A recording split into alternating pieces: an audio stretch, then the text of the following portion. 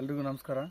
ಹತ್ತಿ ಬೆಳೆಯಲ್ಲಿ ನಾವು ಮೇನ್ ಅಬ್ಸರ್ವ್ ಮಾಡಬೇಕಾಗಿರೋದೇನೆಂದರೆ ಯಾವ ರೀತಿ ಬ್ರಾಂಚಸ್ ಬಂದರೆ ನಿಮಗೆ ಇಳುವರಿ ಬರುತ್ತೆ, ಯಾವ ರೀತಿ ಬ್ರಾಂಚಸ್ ಬಂದರೆ ಕಾಯಿಗಳ ಸಂಖ್ಯೆ ಜಾಸ್ತಿ ಇರುತ್ತೆ ಅಂತ ಹೇಳೋಕ್ಕೆ ಈ ಒಂದು ವಿಡಿಯೋ ಮಾಡ್ತಾ ಇದ್ದೀವಿ.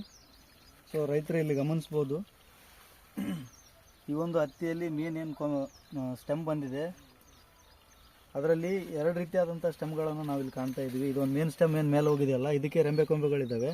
ಅದೇ ರೀತಿ ಇಲ್ಲಿ ಮತ್ತೆ ಎರಡು ರೆಂಬೆಗಳು ಸಪ್ರೇಟಾಗಿ ಸೈಡಿಗೆ ಬಂದಿವೆ.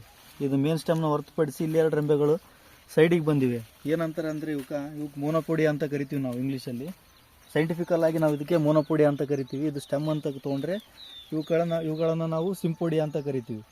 ಆ್ಯಕ್ಚುಲಿ ಮೋನೋಪೊಡಿ ಯಾವಾಗಲೂ ಕೂಡ ಹಲವಾರು ಹತ್ತಿ ಬೀಜಗಳಲ್ಲಿ, ಹತ್ತಿ ಗಿಡಗಳಲ್ಲಿ ನಾವು ಮೋನೋಪೊಡಿಗಳನ್ನು ಕಡಿಮೆ ಕಾಣಬೇಕು. ಯಾಕಂತಂದರೆ ಇದು ಜಾಗನೂ ಜಾಸ್ತಿ ತೊಗೋತೈತಿ ಮತ್ತು ಕಾಯಿಗಳ ಸಂಖ್ಯೆ ಕೂಡ ಇದಕ್ಕೆ ಕಡಿಮೆ ಇರ್ತಾವೆ.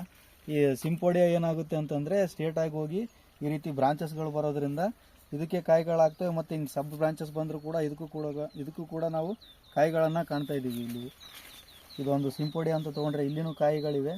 ಮತ್ತು ಹಿಂಗೆ ಮುಂದೆ ಹೋದ ತಕ್ಷಣ ಇದಕ್ಕೂ ಕೂಡ ಕಾಯಿಗಳಾಗ್ತವೆ. ಮೋನೋಪೊಡಿಯಾಗಿಂತ ಸಿಂಪೊಡಿಯ ಜಾಸ್ತಿ ಇದ್ದರೆ ಮಾತ್ರ ನಾವು ಇಳುವರಿಯನ್ನು ಕಾಣ್ಬೋದು ಅಂತ ಹೇಳಕ್ಕೆ ಇಷ್ಟಪಡ್ತೀನಿ. ಓಕೆ, ಅಂದರೆ ಸಿಂಪೊಡಿ ಅಂತಂದರೆ ಯಾವ ಇವು ಸ್ಕ್ವೈರ್ ಇರ್ತಾವಲ್ಲ, ಸಿಂಪೊಡಿ ಅಂತಂದ್ರೆ ಇವೇನು ಸೈಡ್ ಬ್ರಾಂಚಸ್ ಹೋಗಿರ್ತಾವೆ ನೋಡ್ರಿ, ಇದಕ್ಕೆ ಸ್ಕ್ವೇರ್ಗಳು ಇರ್ತಾವೆ.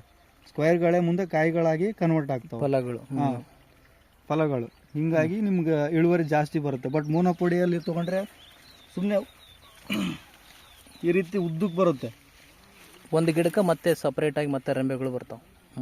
ಈ ಥರ ಒಂದು ಮೋನೋಪೊಡಿ ಅಂತಂದ್ರೆ ಸೀದಾ ತೊಗೊಂಡ್ರೆ ಅದಕ್ಕೆ ಸಬ್ ಬ್ರಾಂಚಸ್ ಆಗಿ ಅಲ್ಲಿ ಸಪ್ರೇಟ್ ಕಾಯಿಗಳು ಫಲಗಳು ಬರ್ತಾವೆ. ಬಟ್ ಇದು ಜಾಸ್ತಿ ಇದ್ದರೆ ಕಾಯಿಗಳ ಸಂಖ್ಯೆ ಕಡಿಮೆ ಇರ್ತಾವೆ. ಹಂಗಾಗಿ ಸಿಂಪೊಡಿ ಯಾವಾಗಲೂ ಜಾಸ್ತಿ ಇರುತ್ತೆ. ಸಿಂಪೊಡಿ ಇದ್ರೆ ಕಡಿಮೆ ಜಾಗದಲ್ಲಿ ಹೆಚ್ಚು ಕಾಯಿ ಹಿಡಿತದೆ. ಸಿಂಪೊಡಿ ಅಂತ ಇದ್ರೆ ಅಂದ್ರೆ ಕಡಿಮೆ ಜಾಗ ತೊಗೊಂತದ ಮತ್ತು ಕಾಯಿಗಳ ಸಂಖ್ಯೆ ಜಾಸ್ತಿ ಸಿಗ್ತದೆ ಅಲ್ಲಿ.